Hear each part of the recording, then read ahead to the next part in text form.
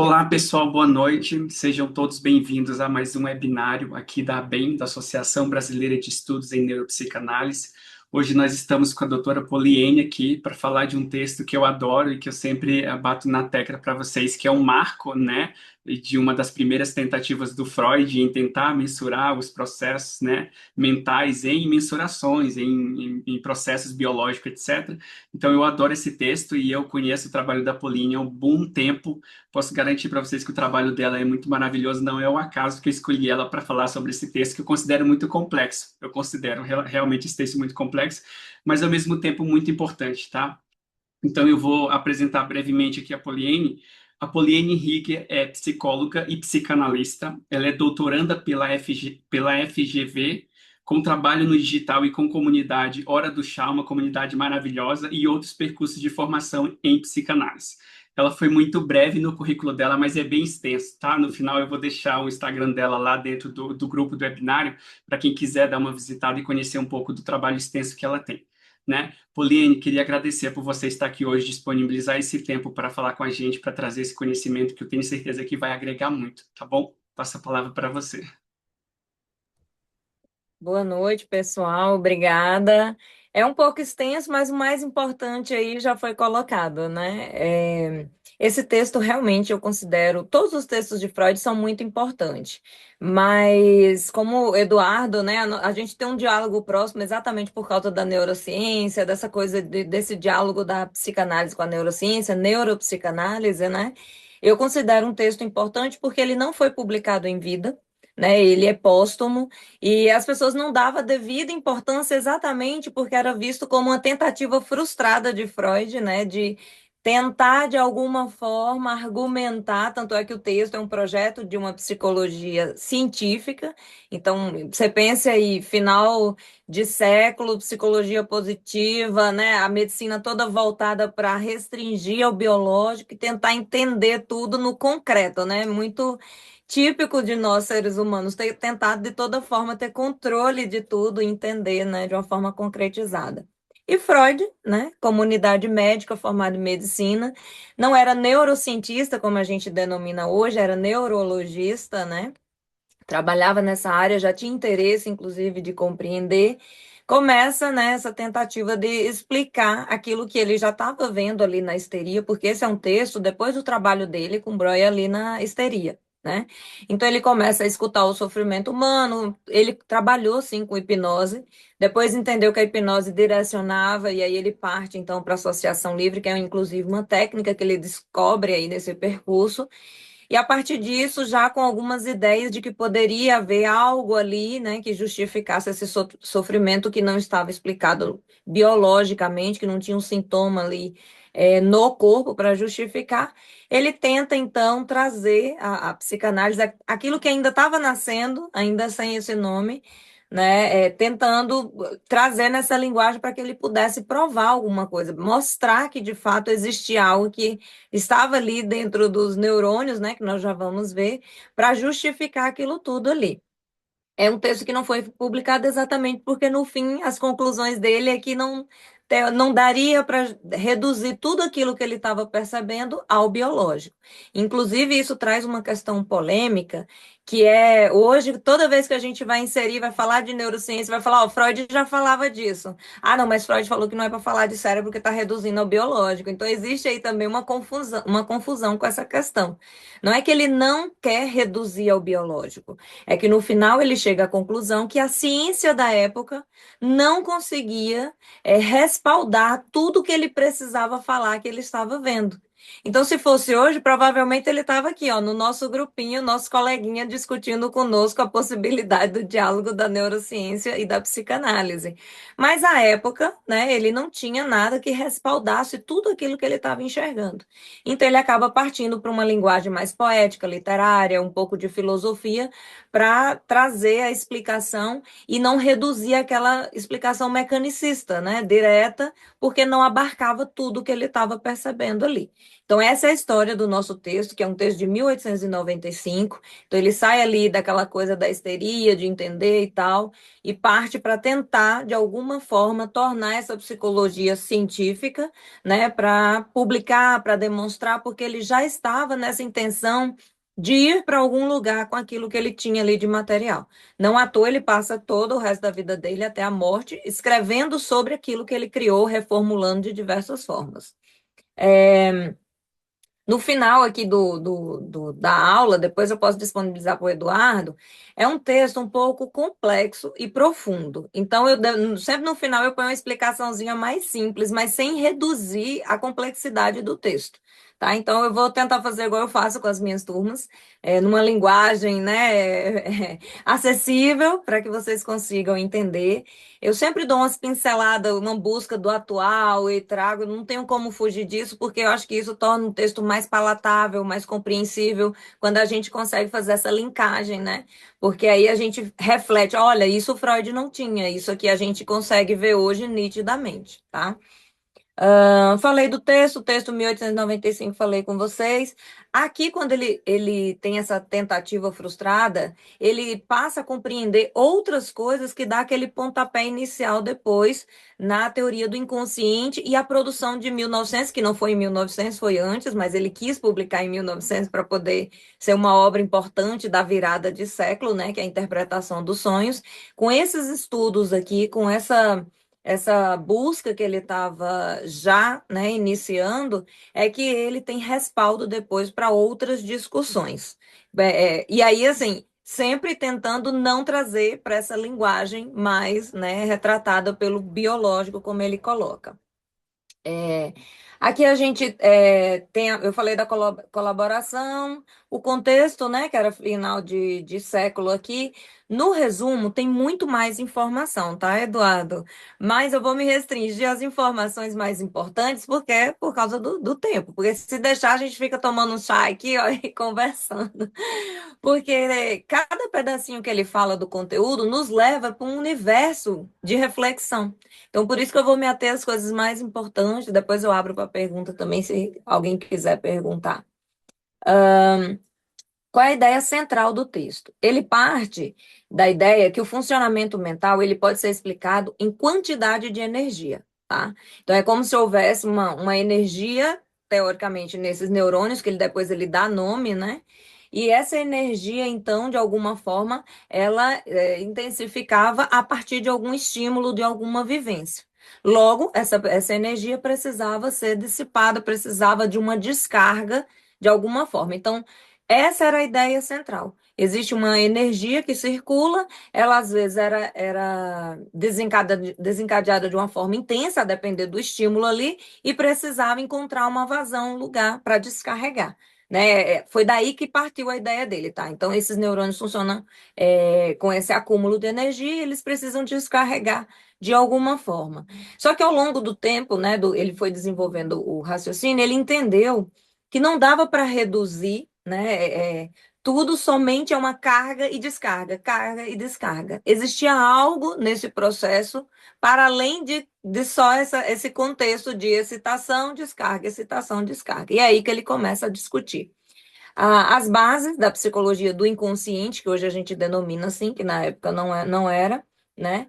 Ele coloca aqui, o sistema, isso é frase dele do texto, o sistema nervoso tende a manter-se livre de excitação, descarregando-se completamente das quantidades que lhe chegam.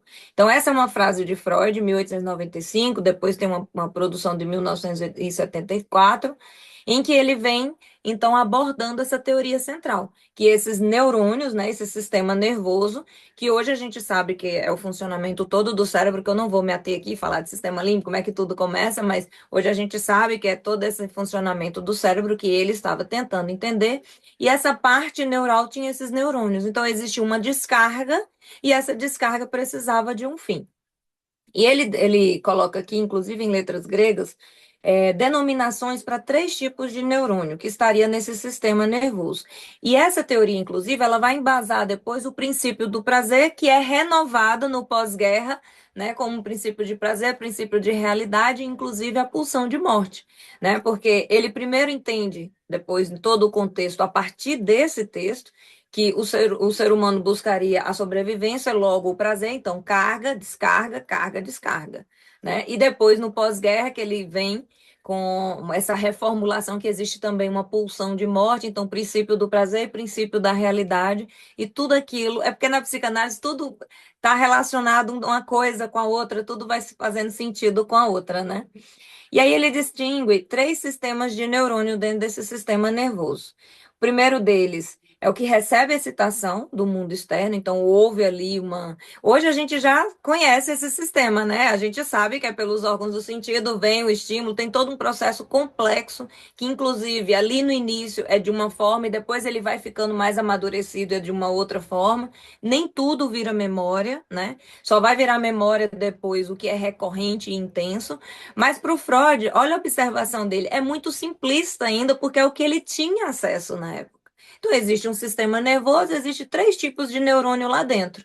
E cada um tem uma função. Vejam como conversa com o que a gente já tem hoje de neurociência, né? Existe a recepção dessa excitação do mundo, ou seja, tem um estímulo, eu recebo, e esse tipo de neurônio, então, é o que vai receber essa mensagem. Depois eu tenho outro tipo de neurônio, que inclusive ele dá o nome de psi, usa a letra grega da psicologia, que é responsável pela memória e pelas associações. Olha que simplista, gente. Mas essa ideia aqui, ela está hoje já traduzida, tá? Pela neurociência. Mas à época, ele entendia que existia ali, né, tipos de neurônio que tinham suas funções. Esse segundo seria responsável pela memória e pelas associações. Recebeu o estímulo, e agora eu vou criar uma memória e associar com algum tipo de afeto. Essa era a ideia de Freud. E um último, que era chamado de ômega, né, estava vinculado à consciência. Ou seja, numa experiência de forma geral, eu teria um neurônio que é aquele que recebe a mensagem, eu teria um outro que é aquele que cria uma memória, uma associação com algum tipo de afeto, de emoção, e eu teria algum outro que seria responsável pela consciência. Ou seja, teoricamente, nem tudo vinha consciência, ficava guardadinho aqui, como se fosse um mecanismo que acontecesse o tempo inteiro, tá? Essa tentativa de mapear a mente como um circuito energético é o protótipo ali da metapsicologia, né? Que depois ele vai se adentrar a esse percurso com uma outra linguagem para explicar esse processo.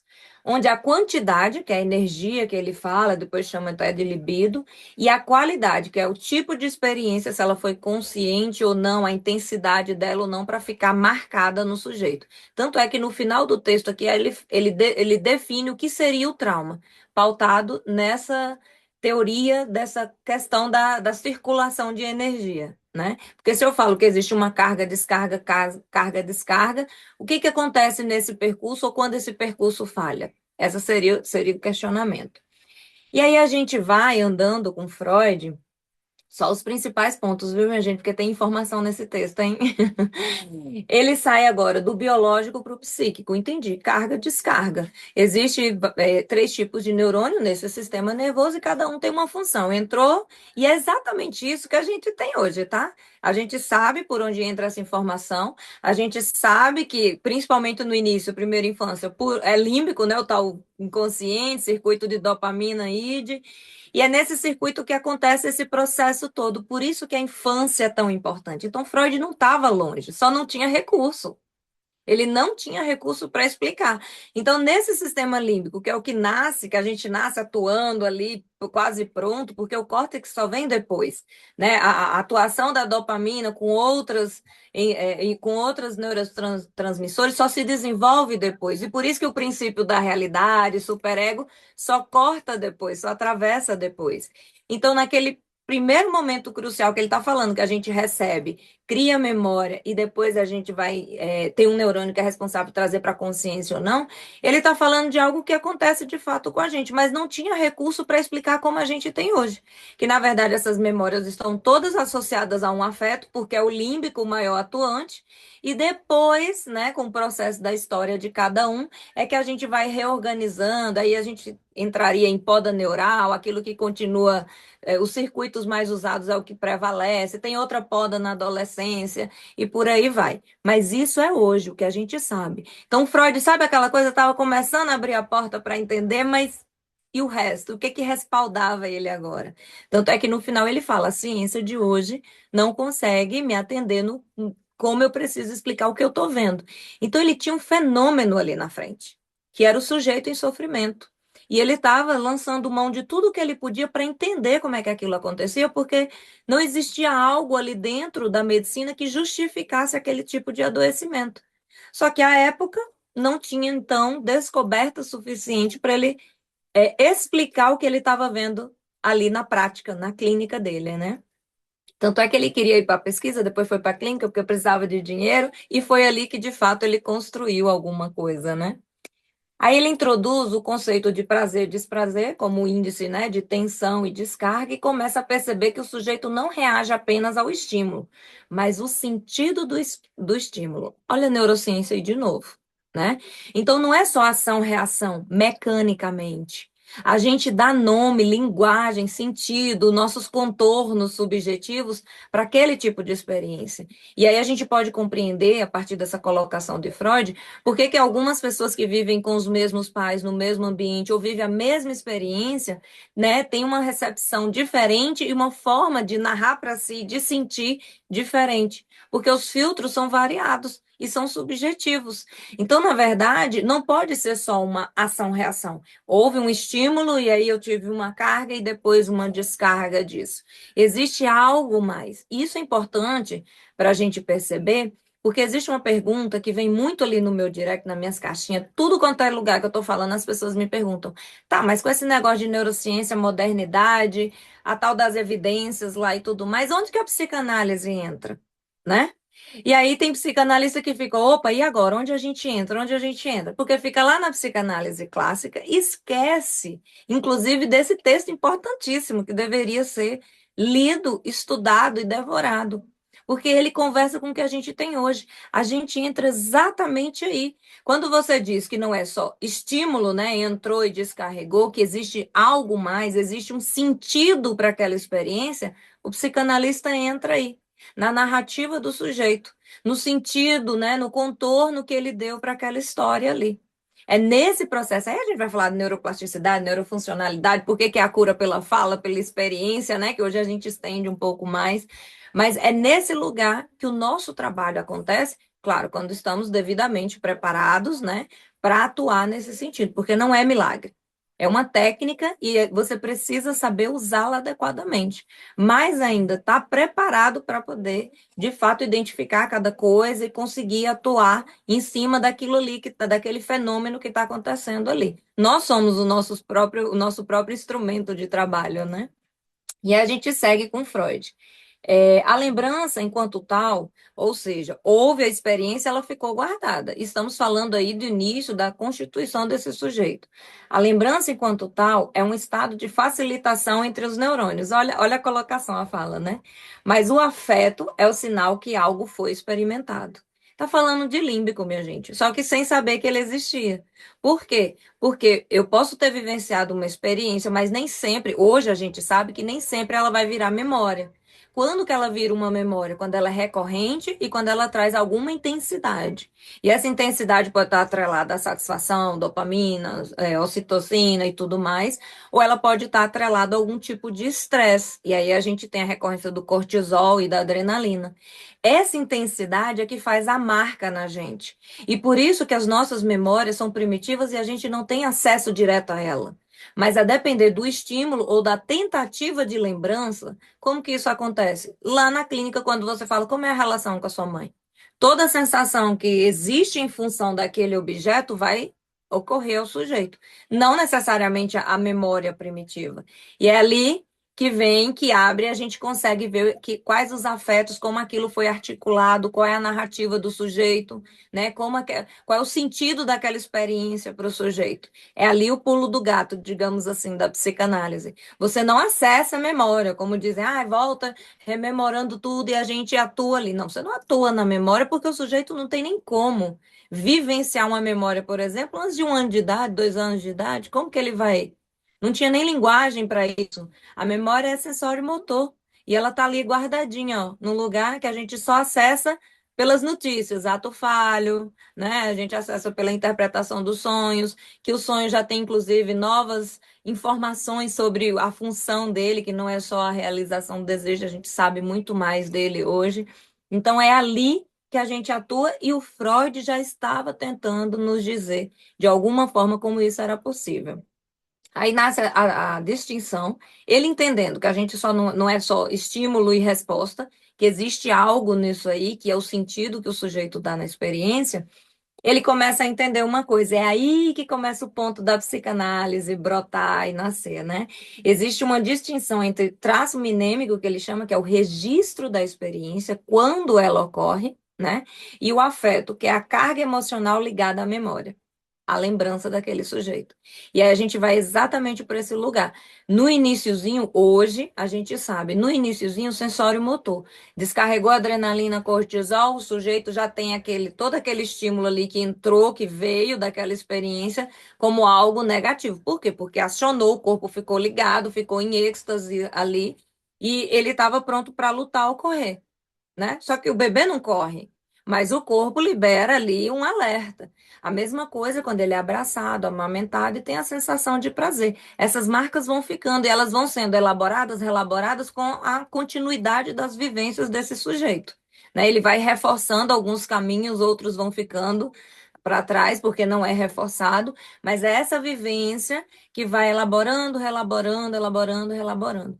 Em algumas pessoas existem marcas mais intensas por causa da recorrência, da intensidade, da falta de linguagem, de sentido, devido à falta de maturidade do sujeito de conseguir simbolizar aquilo ali. O border, por exemplo, é act out puro, né? Vive só a experiência, o afeto cru. Ele não representa mentalmente, ele não consegue simbolizar. E é exatamente o que o Freud está colocando. Então, existe uma diferença da carga emocional, que é uma lembrança que está ligada a um afeto, e esse traço mnêmico que a gente chama que é o registro da experiência. Talvez três irmãos viveram. Eu estou aqui lembrando irmãos, meu filho estava esses dias falando irmãos e mães, eu falei, meu Deus, quase falei errado aqui. E aí, esse registro de experiência pode ter sido a mesma experiência, no mesmo lugar, com os mesmos pais, mas o registro é diferente. Então, essa é a narrativa subjetiva. Essa é a narrativa singular. É o que vem para a nossa clínica. Não interessa o que aconteceu lá. É como ele enxerga e como ele sente e vive aquilo ali. Porque a repetição está nisso, em reviver sempre da mesma forma, porque é o único caminho que ele conhece. E aí ele vai repetir para frente todas as relações exatamente por isso. Então é aqui a diferença, né? Onde a gente atua e a diferença do registro da experiência e o que de fato está atrelado a essa memória. Aí a gente vem aqui, o papel da experiência no protótipo do trauma, que aí é quando o Freud fala, tá, se a gente está entendendo que existe algumas situações, né, de carga e descarga, mas que o sujeito não é só isso, existe algo entre essa experiência que vai ser subjetivo, a gente pode entender então o trauma como uma grande excitação que não encontra descarga, não encontra nome, linguagem, símbolo. Por quê? Porque quando a gente fala de trauma, a gente não está falando de uma coisa positiva, legal, satisfatória que aconteceu. É algo que marcou o sujeito negativamente. E aquilo, de alguma forma, não encontrou lugar. Então, quando ele está falando a partir desse conceito, dessa teoria, ele está dizendo: houve ali uma grande excitação, inclusive de forma recorrente, que não encontrou vazão, palavra, sentido.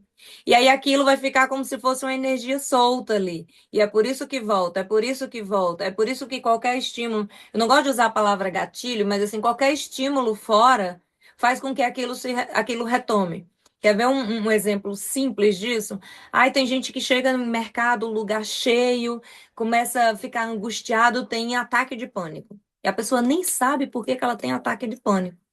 Aí volta lá na experiência, ela não vai lembrar, mas ela tem um estímulo aqui agora. Era um bebê que foi criado no meio de muita gente, passando de braço em braço. Um filho de influencer, vamos botar assim, um filho de influencer que está cercado de gente, de estímulo. O coitado da criança não tem rotina para dormir e é de braço em braço. E isso, de alguma forma, criou uma perturbação, era recorrente. E o fato de ter muito barulho, movimento, criou ali, né? Isso é um recorte, um exemplo, só para a gente concretizar o pensamento. Criou uma memória sensório-motor. Então, toda vez que esse sujeito vai num lugar, muito movimento, muito barulho, alguma coisa nele volta. E volta num alerta. Por quê? Porque a sensação era ruim. Era uma criança que provavelmente ficou um tempo sem comer, ficou sem trocar, ficava na angústia porque estava com sono, não conseguia dormir, passado de braço em braço. A gente sabe que a criança ela fica dolorida se ela se segura ela muito tempo, né? A gente acha que não, mas a criança ela fica dolorida, né? É melhor que ela fique no berço ou na cama do que no colo. Então, aquela experiência ficou marcada. Se aquilo foi recorrente, pode ser que seja um trauma. Aí, lá na frente, o sujeito não sabe porque ele tem pânico, ou porque ele não gosta que as pessoas toquem nele. Aí vem desse lugar. Por isso que a gente trabalha no sentido que o sujeito dá para a coisa, e não na memória em si, né? Porque é nessa narrativa, nesse sentido de experiência aqui. E o trauma vem nesse sentido. Aí, o que é que o Freud diz para nós? Deixa eu respirar e deixar vocês respirarem, né? O que é que ele diz? Se a gente está pensando em carga de energia, a gente está dizendo então que houve uma situação que ela não teve descarga, não teve como, né, numa violência sexual, por exemplo, ambientes hostis, que a violência, a negligência é recorrente, não teve lugar, não teve nome. O sujeito ele vai para a clínica fazer o quê? Ele vai reconstituir, elaborar essa narrativa para simbolizar aquilo tudo, dar lugar para aquilo tudo, achar linguagem para aquilo tudo. E não é um processo simples. Porque tem experiências que são tão profundas, estão tão enraizadas, que até o sujeito chegar naquele lugar, porque não é só intelectual, não é só lembrar, não é só pensar, entender, então eu sou assim porque eu venho de um lado desestruturado, disfuncional. Não é só isso. Porque você vai ter que mudar a forma como você sente, como você experimenta também a situação. E aí você vai ter que fazer uma articulação maior do que só ter um insight. Porque você vai ter que acostumar, vai mudar a experiência, a forma de sentir. Você precisa sentir que, inclusive, aquele movimento que você está fazendo é seguro, o corpo, o cérebro tem que receber essa mensagem. É por isso que as dietas bruscas nunca funcionam, porque o corpo entra em alerta, acha que está em perigo e não vai funcionar, tá? Então, voltando aqui para a questão do trauma, por isso que eu trouxe esse exemplo para vocês. A gente até vivencia, mas não sabe de onde vem, tá? Então, o trauma, essa descarga não tem nome. Quando você for trabalhar, entender por que que não gosta do toque, por que que a pessoa tem crises de pânico com barulho, aí você vai voltando. Isso tem a ver lá no início, vamos voltar, vamos entender qual é a sensação, qual é o afeto atrelado a isso, como você. E aí começa o trabalho de análise, né? Ahn, o trauma, isso aqui fala de Freud, o trauma é a entrada de uma quantidade de excitação que o aparelho não pode dominar pela via normal. Então, é algo de energia, digamos assim, de excitação maior do que o organismo consegue dissipar. Sai daquele percurso habitual do sujeito. Então, é exatamente o que eu estava colocando para vocês, de uma energia que parece que fica solta, aí ela volta, e aí ela volta, aí ela volta, porque ela precisa encontrar uma vazão. E aí a linguagem, a sublimação, a intensidade, por isso que o sujeito, quando fala, chora e por aí vai, encontra um caminho para aquilo ali, quando é possível. Porque hoje a gente sabe que nem todo cérebro, né, psicose, autismo, border e tantos outros ali até o limite, mais ou menos, não consegue a representação mental, a simbolização. Por quê? Porque foi tão comprometido o desenvolvimento que o cérebro mesmo físico tem um comprometimento no seu desenvolvimento. Aí tem comprometimento na função do pensamento, que é uma das descargas, né, que é onde encontra nome, linguagem da cultura, então tem isso comprometido. Por isso que esses pacientes mais regredidos, como o próprio Winnicott coloca, eles atuam, né, com a emoção, o afeto bruto, porque não tem essa representação mental, esse desenvolvimento psíquico e cerebral que consiga sustentar, né, a experiência. Aí a gente segue, né? O trabalho, aqui o Freud falando que o que seria então a resolução disso, né? Seria um trabalho de transformar a energia livre em energia ligada a alguma coisa, ou seja, dar forma simbólica ao que é bruto, que é o que a gente tenta fazer na clínica com o sujeito. Né, a emoção pura, principalmente aquele mais regredido, é ligado diretamente àquele afeto. Então, se o sujeito ele age de forma, vem a pulsão agressiva, ele atua agressivamente com você ali, né? Por quê? Porque ele não consegue dar nome, simbolizar aquilo ali que ele está sentindo. Ele vive o tempo inteiro aquilo ali. Por isso que a relação com o border é tão conflituosa, tão instável, né? É aquela vivência contínua e atuante. Aí a gente vem aqui. Freud chegou nisso tudo e aí ele diz: para lá, vamos entender esse aparelho psíquico aqui. E eu não vou conseguir reduzir ele a essa explicação a qual eu estava tentando. E aí o Freud introduz as noções de percepção, de memória, consciência e sinal de afeto, tá? Que hoje é bem mais desenvolvido do que ele trazia antes. Ele fala de uma coisa importante, que aqui está de uma forma mais crua no texto, mas hoje a gente já tem, inclusive eu já até dei um spoiler aqui falando do border, que é adiar a descarga é um protótipo do processo secundário. Ou seja, quando a gente vai amadurecendo, a gente consegue não fazer carga, descarga, que é coisa de id, que é coisa de límbico puro.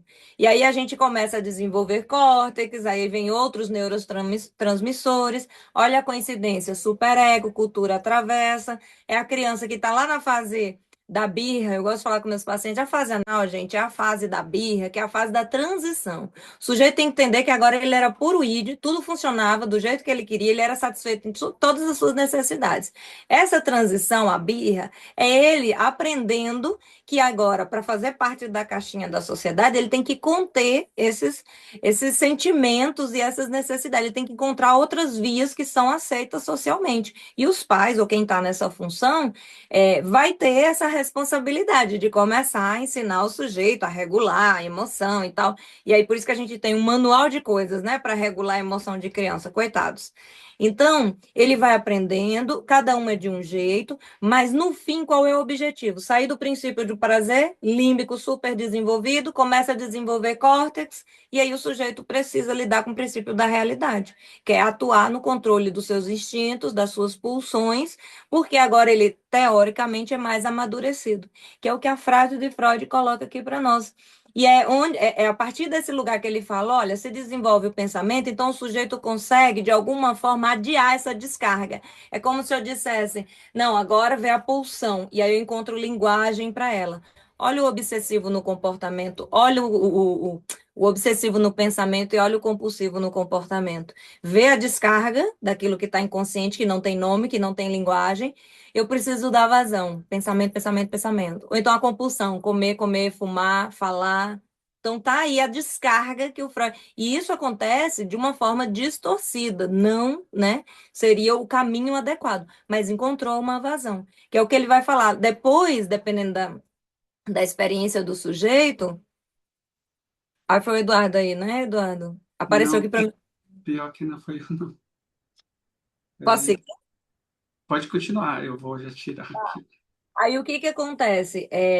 Ele fala que existe depois um processo de amadurecimento que o sujeito consegue adiar essa descarga. Ou seja, ao invés de ficar só na carga-descarga da pulsão do puro id, que isso, inclusive, é respaldo para a teoria depois, que eu já falei aqui superego, mas o Freud ainda não estava falando de superego. Ele vai falar do inconsciente dinâmico, id, ego e superego, só lá no pós-guerra. Mas esse raciocínio de que existe uma forma de adiar a descarga, né, energética, e depois ele vai falar de cultura, né, de civilização, que para a gente viver em civilização a gente tem um pacto social que é reprimir os nossos instintos todos, para entrar na caixinha da sociedade, quem não consegue está fora, está marginalizado, né? Então, já vem desse pensamento aqui. Então, olha a importância desse texto e as pessoas às vezes desconsideram ele, né? Se eu entendo, e olha, respaldo em neurociência, que hoje a gente chama de neurociência, que era neurologia, né? Se existe uma forma de, alguma forma, adiar, é porque esse sujeito aprende, de alguma forma, também a controlar esses impulsos. A gente sai do puro id, princípio do prazer, olha o Narciso, né? Cai Narciso, entra Édipo, entra a lei, a regra e o superego aqui. É por isso que existe essa conversa com a neurociência hoje, porque ele já tentava fazer isso e não tinha recurso de falar, olha, existe um límbico atuante, depois tem um córtex, e a gente sabe que não é só esse processo simples, que não é simples, extremamente complexo, mas não é só isso que explica o sujeito. Porque existe algo nesse processo todo, químico, neurobiológico, que é muito particular, que é aqui que nasce a narrativa, a subjetividade. É aí que entra a psicanálise, a neuropsicanálise para fazer a intervenção. Porque o sujeito adoecido, ele precisa mexer, precisa simbolizar da linguagem aí onde está esse núcleo, esse centro da narrativa do eu, né? Aí ele segue. A origem do recalque da defesa é exatamente ele. Ele observa que certas representações ligadas a afetos dolorosos são impedidas de alcançar a consciência. Essa defesa cria um núcleo patogênico, que depois reaparece de forma de sintoma, que foi o exemplo que eu vim trazendo aqui para vocês. Então, existe um núcleo patológico quando a vazão é de uma forma que compromete o sujeito, como eu falei aqui. Se existe a culpa, o remorso ou alguma situação que o sujeito tem a sensação de sofrimento, né, desse alerta, ele encontra, às vezes, vias que são vias que comprometem, inclusive, o bem-estar dele. E aí a gente tem um núcleo patológico, a gente poderia se adentrar várias outras questões, mas eu dei exemplo aqui do obsessivo, do compulsivo, porque é uma válvula, né, para lidar com a culpa, com o remorso, com toda aquela angústia de uma experiência que não acha vazão, que não tem nome, que ele não consegue simbolizar. Isso foi muito comum, inclusive, por isso que ele veio da histeria, porque as experiências da histeria, inicialmente ele achava que todo mundo tinha sofrido algum tipo de abuso, de violência sexual. E depois ele entende que não era possível que todo mundo que chegava ali tinha passado por isso, que na verdade podia ser uma fantasia devido a toda a questão, né, que o sujeito vivenciou. Tanto é que no caso Dora, que é muito criticado, fala de uma experiência, porque ele passou assim, aí ele pegou nela assim, aquilo criou uma fantasia, mas o sujeito, pela imaturidade, não soube, né, dar um sentido para aquilo e acabou ficando aquela energia solta. E aí ele encontra uma vazão que às vezes não é a vazão adequada, que deveria ser. E aí, por isso, núcleo patológico. Por quê? O nosso maior instinto é sobreviver, é a autopreservação. E a gente quer continuar e a gente vai continuar existindo do jeito que der, da forma que der. Então, por isso que a gente tem tantas estruturas psíquicas, por isso que a gente fala de estrutura psíquica, porque o sujeito se estrutura, cristaliza, se constrói a partir da sua experiência para sobreviver, do jeito que foi possível, do jeito que deu. Aí depois ele chega na clínica lá, todo quebrado, adoecido, para a gente ver o que que dá para fazer com aquilo ali, se tem como fazer alguma coisa, né? Se a gente perceber, tudo que eu vim falando com vocês é um embrião de toda a teoria que vai vir depois para ele, mas daquela forma bonita que resistiu há mais de 100 anos aí na nossa cultura, na nossa fala, na academia, na formação, na clínica, né? Porque aqui, só isso aqui que eu vim trazendo para vocês, já entrou a questão do inconsciente, já entrou a questão da dinâmica, a segunda tópica, que é id, ego e superego, entrou várias outras questões como o trauma, o recalque, a repressão, que são conceitos que ele vai desenvolver depois. Então, esse texto, ele meio que deu um pontapé. Ele só mudou a forma de olhar e a linguagem para tratar. E aí você vê, por que Narciso? Por que Édipo? Porque ele foi lá buscar na filosofia, na literatura, alguma coisa que respaldasse. A gente que estuda psicanálise, por exemplo, quando você vai falar de narcisismo, você lê a história de Narciso, aí você fala, por isso que ele usou o nome narcisismo e tal e tal. Édipo, por que ele usou Édipo? Aí você vai, o Édipo quer saber, o triângulo, olha a história de Édipo, né? E depois tem tabu e tudo mais. Então, ele foi onde ele achou linguagem para explicar aquilo que ele estava vendo. Na literatura, como sempre, eu sou suspeita, porque eu amo, né? Tá aqui um monte de literatura inglesa e tudo mais. Encontrou na filosofia, que inclusive a maioria dos psicanalistas também se respaldam para tratar, para pensar, e foi o lugar que ele conseguiu trazer para nós a explicação do que acontecia na clínica dele. Porque a teoria da ciência da época médica não respaldava tudo o que ele estava vendo, o fenômeno que ele estava estudando. E aí ele segue, aqui eu seguindo para a conclusão, é a virada simbólica. Ao invés dele usar uma linguagem na época médica, né, restrita, técnica que a gente chama, ele foi para uma linguagem simbólica. Por isso Narciso, por isso Édipo, por isso fase oral, fase anal, fase fálica. E ele conseguiu. Ele conseguiu, e mais ainda, claro que a gente gosta de Freud, a gente reconhece todos os defeitos dele, mas a gente não pode negar a genialidade dele, porque ele fez algo que ninguém estava fazendo, viu e observou algo que ninguém estava conseguindo e ainda foi audacioso para dar nome para aquilo tudo e avançar, apesar de todas as críticas, de todos os problemas enfrentados, inclusive pela própria classe médica. Então, ele avançou e é por isso que a psicanálise sobrevive, agora a neuropsicanálise, mais de 100 anos, porque ele encontrou um jeito de explicar aquilo que estava lá, explícito, acontecendo, para que a gente pudesse, então, entender essa dinâmica humana e fazer algum tipo de intervenção. situação.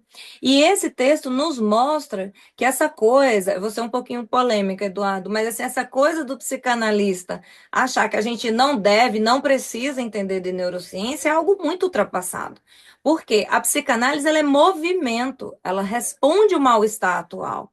Quem é o sujeito que está na nossa clínica? É o sujeito da tela, das redes, do vazio, dos pais que saem para trabalhar o dia todo. É o sujeito que se constitui a partir de um universo que não existe mais da época da psicanálise. É um outro universo, outra dinâmica, as relações mudaram, né? E hoje a gente entendendo, por exemplo, que um border, ele é puro límbico, que ele tem um córtex, o pensamento comprometido, facilita muito mais a nossa atuação. Eu sei que não adianta ficar interpretando as coisas que ele falar, porque não vai ter função nenhuma. A minha atuação é outra, né? Aí a gente vai para hold e todas as outras técnicas para o sujeito mais regredido. Aqui, Freud tenta fundar uma psicologia do inconsciente em bases fisiológicas, mas termina revelando que a mente não pode ser reduzida só ao corpo. Tanto é que depois as escolas, o Winnicott, Klein, vai falando dessa psique soma, que é uma integralidade que funciona, e a nossa intervenção é nessa psique. Ele é considerado, como eu falei no início, um manuscrito não fecundo, que para falar mais bonito, né? Não fecundo, mas porque, na verdade, não encontrava ainda respaldo de técnica, de conceito à época para poder apresentar aquelas ideias. E que bom, porque daí surge e começa né, a surgir a psicanálise que a gente conhece hoje. Aí no finalzinho eu tenho uma explicação, aí começa toda a teoria daí, no finalzinho eu coloquei uma explicação mais basicona, assim, bem desenhada para o pessoal. Espero ter colaborado com a compreensão desse texto. É um texto muito profundo, importante, e eu fico toda empolgada porque é essa coisa, né? A gente que estuda psicanálise, neurociência, neuropsicanálise e tudo, os somos que começa, né, traduzindo e depois se empolga e fala, opa, pera lá, tem como explicar o negócio, Freud é atual. É exatamente o que esse texto nos mostra. Eu acho que esse texto é a prova de que Freud já falava, Freud já tentava falar, e hoje a neurociência só comprova, afirma e nos dá mais respaldo para compreender a psicanálise, principalmente a nossa atuação. É isso, minha gente, muito obrigada. Poliane do céu, estou estarrecido, fiquei encantado, de verdade, gostei muito de ouvir, acho que você tem uma fala muito didática, assim, a forma que você traz, os exemplos que você utiliza, são exemplos, assim, do dia a dia, né, facilitam muita compreensão. E aí eu tenho duas perguntas, depois eu vou abrir, tá, a Elisa aqui, a Nelly, a Drica, eu vou abrir para elas, mas eu tenho duas perguntas. A primeira que eu gosto de fazer é, dado a todas as possibilidades, principalmente você que já vem da psicologia, por que psicanálise? Por que psicanálise? Porque foi das que eu procurei que de fato conseguiu. Eu vou colocar a palavra resolver, mas assim, explicar, resolver, tratar e até diria curar as questões que eu vinha trazendo a partir da técnica. Então, aquilo resolveu para mim, funcionou para mim, eu abracei e eu fiz a minha clínica toda com psicanálise. Nunca atuei em outra área. Exatamente porque é igual remédio, né? Você toma um remédio e a pessoa tem o mesmo problema. Procura aquele médico, porque ele me passou um negócio que funcionou e tal, e daqui a pouco a pessoa está fazendo o mesmo tratamento que você. Então, para mim, hoje, a psicanálise, vou ser polêmica, mas assim, é a única que de fato trata. E tudo que tem hoje aí vem dela, mas o povo fica dando outros nomes, mas é todo o mesmo conceito que vem dela. Verdade, perfeito. E aí uma outra pergunta é como que o seu público, assim, eu sei que você tem um público bem grande no Instagram, uma quantidade de engajamento muito alta, e como que o público, assim, recebeu isso, assim, porque vou dar um exemplo. Eu atendi uma supervisão de uma psicanalista e ela só veio fazer uma supervisão em neuropsicanálise porque o analista pessoal dela entrou para a Associação Internacional. Aí ela achou meio estranho, ficou meio assim, e aí ele sugeriu que ela fizesse uma supervisão em neuropsicanálise, dela foi fazer para experimentar. Mas extremamente estranho para ela, desconfortável o fato do analista dela ter entrado, ter começado a falar sobre isso e trago esse conhecimento.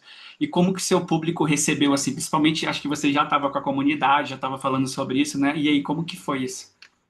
Olha, como o meu caminho foi meio diferente dos outros psicólogos, porque eu venho da psicologia, né? Então, Uhum. psicólogo faz mestrado, doutorado dentro da psicologia ou da psicanálise mesmo. E meu caminho foi inverso. Então, eu já vinha estudando alguma coisa, eu tive acesso ao livro da Mac Williams e ela fala um pouco disso, ela faz essas mesmas comparações que eu faço, né? Coisa de americano. E aí, ela, na experiência dela, vinha trazendo isso. E eu lendo isso na clínica, me despertou interesse, mas eu não sabia por onde começar. Por obra do destino, meu mestrado foi para falar sobre privacidade mental. Eu tive que entender de neurociência para entender sobre privacidade mental e falar dos chips todos, como isso afeta a memória, como isso afeta a personalidade, falar de privacidade assim, porque hoje tem a possibilidade de você mudar memórias e tudo mais.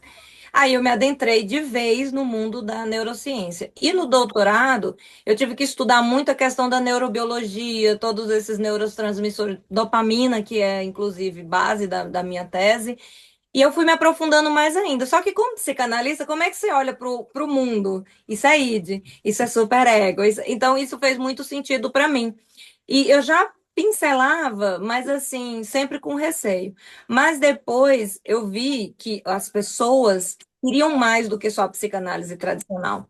E aí eu fui trazendo. E nessas pinceladas que eu ia trazendo, eu vi que, claro, hater a gente tem um monte, né? Eu até gosto dele, isso não é psicanálise, isso não sei o que lá, um monte de coisa. Só que isso aí para mim não tem nenhuma importância, assim, que vá contribuir. E o pessoal que se interessava mesmo, não sabia que existia a possibilidade da conversa, vinha pela curiosidade, e hoje o movimento ele tem aumentado cada vez mais, tanto é que meu último lançamento, o evento do pessoal foi sobre neurociência e psicanálise devido à demanda que vem aumentando. Então eles estão querendo saber, mas o nosso discurso é sempre em defesa, né? A gente tem um argumento que é bom, então acaba que eles entendem, olha, é possível, é possível. E você mostrar isso na prática também na clínica, fundamenta o argumento do que você está falando, não é loucura, não faz sentido, é algo que se respalda mesmo na informação. Então, hoje eu tenho mais adeptos, mais gente vindo, inclusive, né, para fazer parte, exatamente porque também tem acreditam, né, que é o futuro. Psicanálise é movimento, não tem como a gente ficar a par do que, sabe, assim, fora do que está acontecendo. Perfeito, perfeito, Poliane. Drica, Elisa, Nelly, vocês querem contribuir de alguma forma, trazer uma contribuição, um apontamento? Fiquem à vontade para fazer isso. A Drica, a Nelly e a Elise já estudam neuropsicanálise, sabe? Já estão por dentro do assunto que a gente está abordando aqui. Seria bom ouvir vocês, se vocês se sentirem à vontade. Então, pouca gente, né, falando. Aham, carnaval, né? Nelly, você quer falar, por gentileza? Bem, o que que eu vou dizer? Eu fico assim, abismada, pensando que até agora, menos aqui na minha cidade, na cidade interior, com poucos estudos na área, as pessoas criticavam muito a psicanálise. Agora chega a neuropsicanálise, vão dizer assim: nossa, nós tínhamos razão, olha só.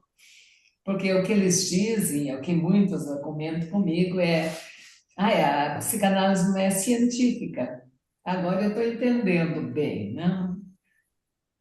Até eu fiz, na época que eu estava estudando, fiz um pequeno texto sobre ser científica ou não, né?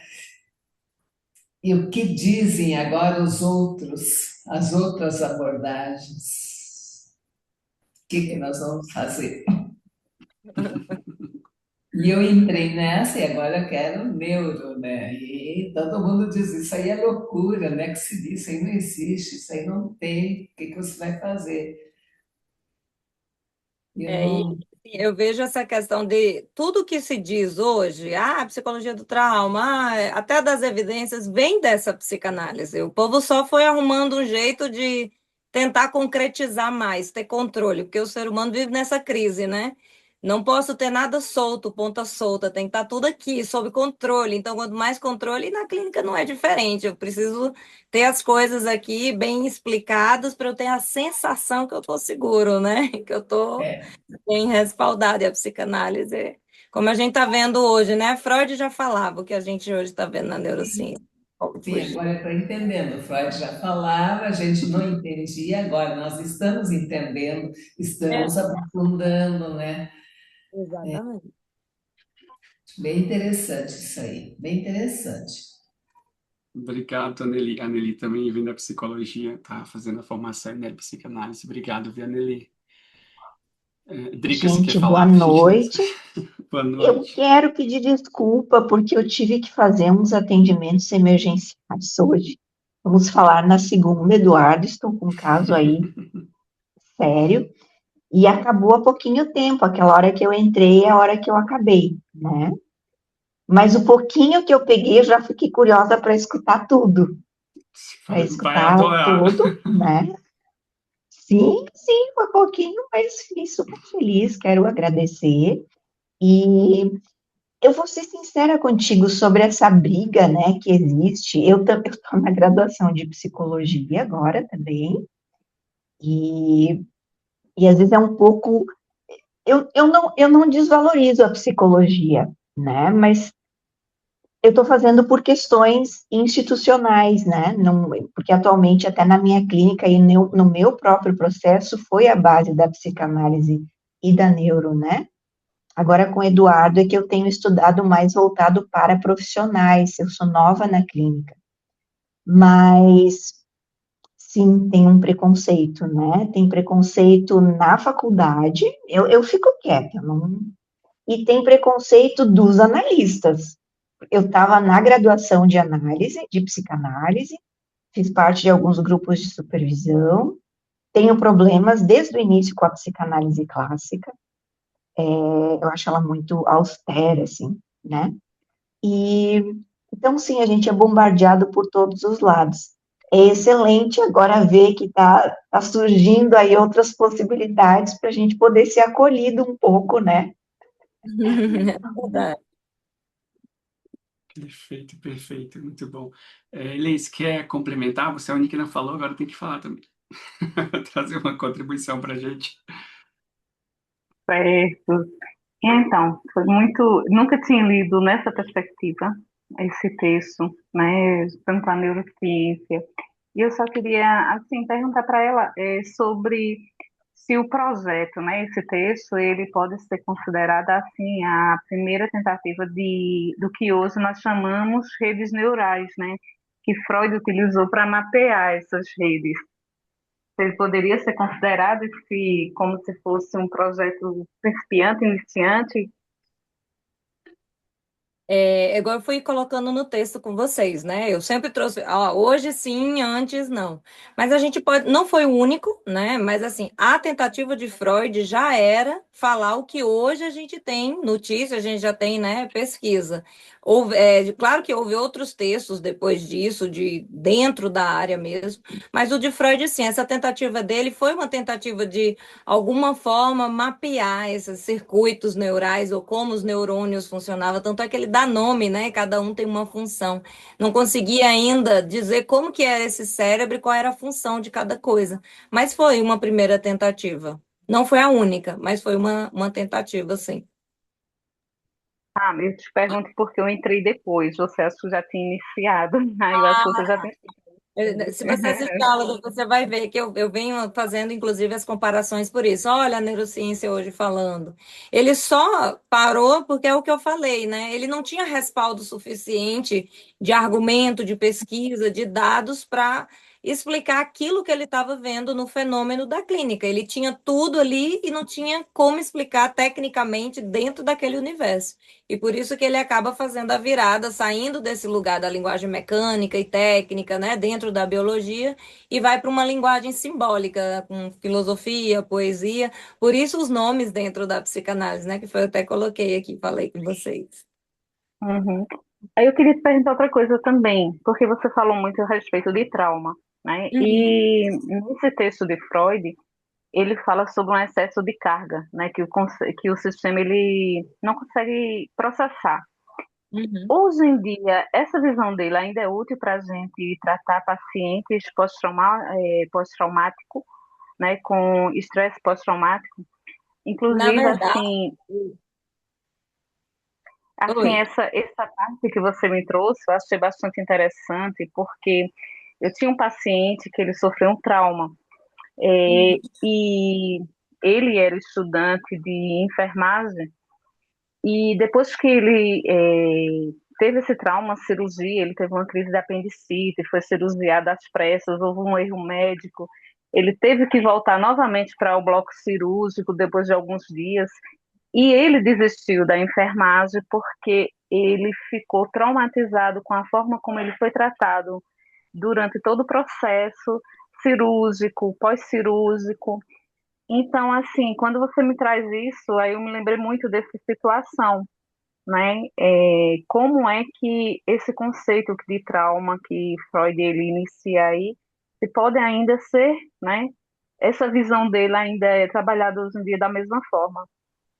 Essa visão do Freud, ela ainda é um pouco restrita com o que a gente tem hoje, inclusive dentro da própria psicanálise. O Winnicott, depois, escola inglesa, fala, né?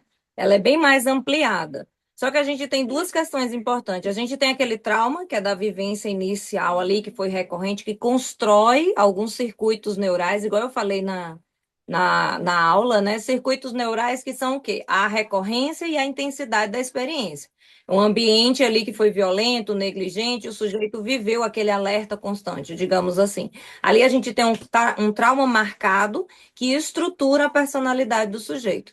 E a gente tem uma situação que é essa, igual a que você colocou, alguém que sofre um acidente. Eu atendi muito tempo o pessoal de banco, então eles tinham muito problema com assalto, de forma muito violenta e tudo.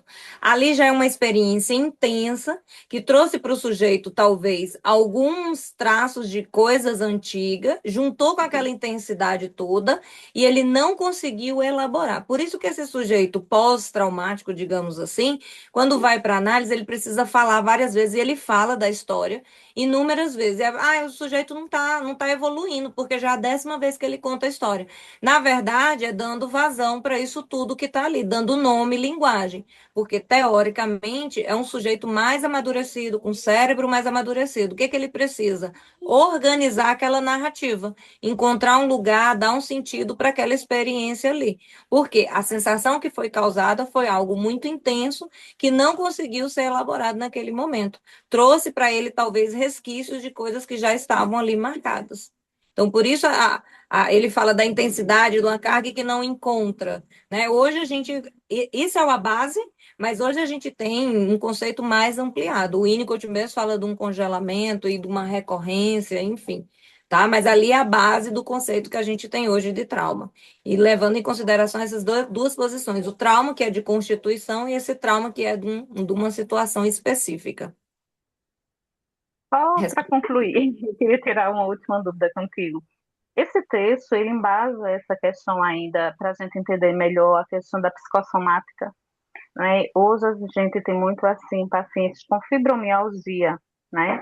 Inclusive, assim, eu atendo mulheres fibromiálgicas e, assim, tem essa muita questão da mente, né? Como afeta o corpo e vice-versa. Inclusive, assim, eu sei que a fibromialgia não é apenas mente e corpo, existem outras bases, outros estudos, né? Que dizem talvez hereditários, enfim. Mas essa visão de Freud ajuda hoje nessa perspectiva também de lidar com essas situações de mente, como a mente afeta o corpo. Esse texto de Freud é um texto embrionário, é um texto como se assim, uma tentativa de, né? Tanto é que ele desenvolve tudo depois. Para falar de psicossomática, por exemplo, a gente tem tudo da psicologia, que inclusive respaldou a psicologia reichiana, que fala do caráter do trauma no corpo, depois se você quiser dar uma pesquisada, a própria psicossomática, mas aqui já é uma tentativa do que a neurociência explica hoje para a gente. Aquilo que a gente viveu, que foi marcando a forma como a gente funciona, inclusive no corpo, né? Por que que uma pessoa tem uma postura mais fechada, outra mais aberta? Por que que uma pessoa tem um quadril mais largo? Não é só genética. A gente sabe hoje que o próprio ambiente também molda toda essa formação, né, do nosso corpo, da nossa personalidade. Então, o texto ele é embrionário, ele deu um passo para. Ele falou o quê? Mas aí depois o Freud desenvolve toda a teoria, dando outros respaldos para isso. Só que ele não usou essa linguagem técnica. Hoje, dentro da própria psicossomática, que é uma disciplina, dentro da psicologia reichiana, da própria neurociência, a gente consegue entender aquilo que ele tentou comunicar ali. Mas é igual eu falei, ele não tinha ainda muito conceito para respaldar aquilo que ele estava tentando falar.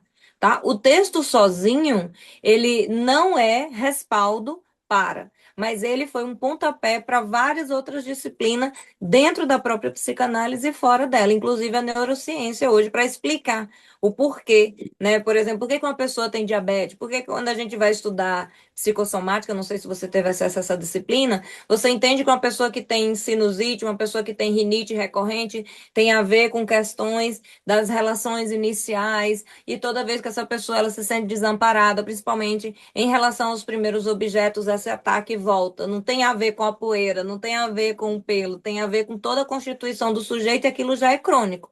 Só que a gente tem que cuidar para não cair naquele diálogo de psicologizar tudo. Ai, tá com gripe, a imunidade baixou porque tá estressado. Já tá no corpo, precisa ser tratado. Ah, tá com uma doença crônica, um lúpus, por exemplo. A gente entende a razão dela, psicológica, o percurso dela na história do sujeito, mas ela está instalada no corpo e precisa ser tratada, tá? Então, o texto é um pontapé, ele não é respaldo geral para. Ok, obrigada. Foi ótimo, muito bom. Liene, obrigado, é isso, tá? Novamente, obrigado pelo tempo. Eu sei que você poderia estar aí pulando o carnaval, aproveitando, né? Mas você deixou tudo isso para vir aqui apresentar para a gente. Eu estou sendo sarcástico mesmo, porque eu sei que você não iria. Esse aí pro carnaval, mas não. Imagina. Mas é isso, Poliane, obrigado, tá? Novamente, eu vou com certeza te convidar mais vezes, tá? Fico aí com uma dívida com você, pode me cobrar quando precisar, mas estou muito grato e, nossa, significou muito, tá? Muito feliz Muito por bom. isso. Eu agradeço pelo convite, agradeço pela presença do pessoal. Se precisar, você, né, entre em contato. Eu acho que a gente tem muita coisa para desenvolver, desenrolar junto, porque igual eu te falei, assim, ainda é muito restrito, ainda tem pouca gente com coragem, né, para falar sobre, para estudar. E esse movimento que você está fazendo é um movimento muito bacana, de poucas pessoas, não é só falar, né? É movimentar as pessoas, ensinar, trazer para essa perspectiva e colocar isso em prática. É revolucionário. Essas coisas que a gente está fazendo aí, a psicanálise e neurociência, é um movimento, e é isso mesmo. Acho que a gente está no caminho. Tá bom? Muito obrigada mais uma vez. Qualquer coisa é só entrar em contato. Obrigada, pessoal. Obrigado, Boa Poliane. Tchau, tchau. Tchau, tchau, pessoal. Bom descanso para vocês. Até mais.